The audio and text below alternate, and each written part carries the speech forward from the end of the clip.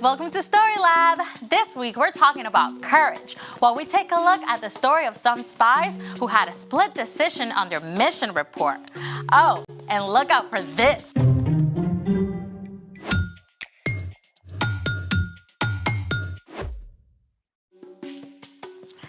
Hey, I'm Amaya. And I'm Zeke. And we're talking about courage, which is being brave enough to do what you should, even when you're afraid. So, let me get this straight. Fear is where courage starts? Yep. I could be a courage champion. What are you afraid of? Okay, super weird, but there's this bedpost in my aunt's guest room I'm kinda scared of walking past. Okay, I mean, people are afraid of all kinds of things. I looked up some of the top fears. Like what? Number 5, fear of getting laughed at. Ooh. Number 4, fear of thunder and lightning. Number 3, fear of big dogs. Number 2, fear of heights. And number 1, fear of snakes and spiders. Now my heart's pounding. I know, right? When fear shows up, it can actually take over your body. Fear really does go straight for the control system. When you face a fear, your brain alerts your nervous system, which triggers the release of stress hormones like cortisol and adrenaline. This causes your blood pressure, heart rate, and breathing to increase. More blood flows to your limbs so you can throw a punch or run for your life. And some parts of your brain are so busy amping up your body that the thinking part of your brain can shut down. Wow. No wonder we make such terrible decisions when we're afraid. Yep, but there are things that we can do to face our fear.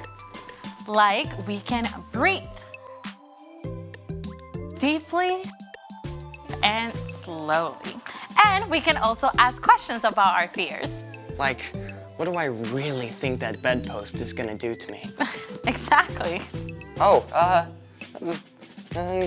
great job holding up the bed. You can even plan baby steps to face your fear, a little bit at a time. Hey, what are you afraid of? Crickets. What? Yeah. What's in the box? A cricket? Oh, this is great.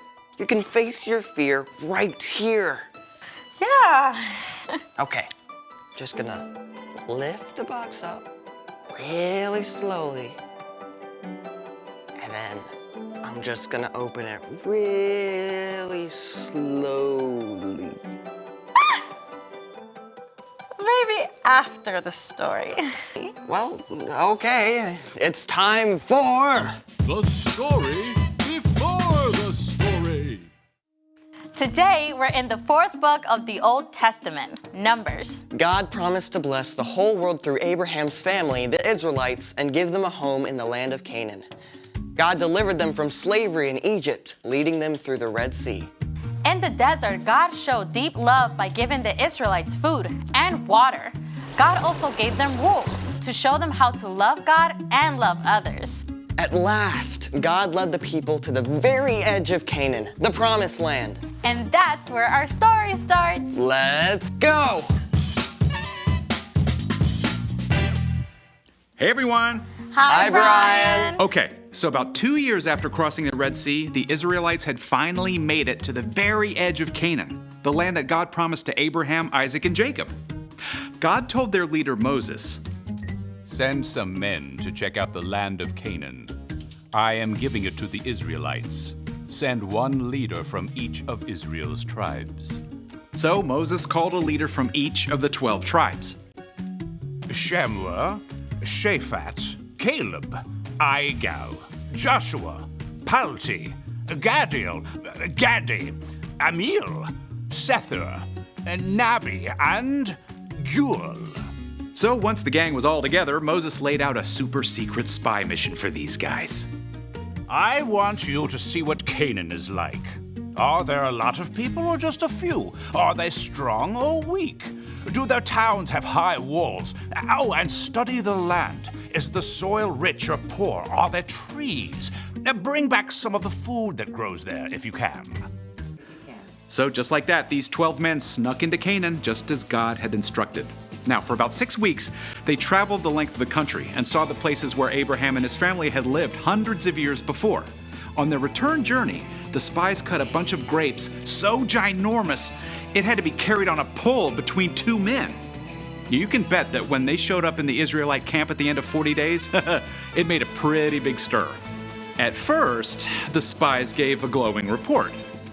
Canaan is super awesome! The land is filled with so many good things. It's practically flowing with milk and honey. Yeah, check out these grapes. But we can never go there. The people who live there are powerful. Their cities have high walls. The people are like giants! Even though the spies had seen many good things, they were stuck on their fears. Only Joshua and Caleb were brave enough to speak up. We should go up and take the land. We can certainly do it. No way. They're stronger than we are. They're so ginormous that we look like crickets to them. The Israelites chose to listen to fear. They went into complete panic mode, convinced they would be destroyed. They even begged to go back to Egypt. Joshua and Caleb tried to speak to them. The land is very good. If the Lord is pleased with us, He'll lead us there. He will give it to us. But we've got to obey Him. Yeah, don't be afraid of the people in the land. The Lord is with us. Instead of listening to Joshua and Caleb, the Israelites talked about killing them. But in the midst of all this chaos, the glory of God appeared at the tent of meeting. God spoke to Moses.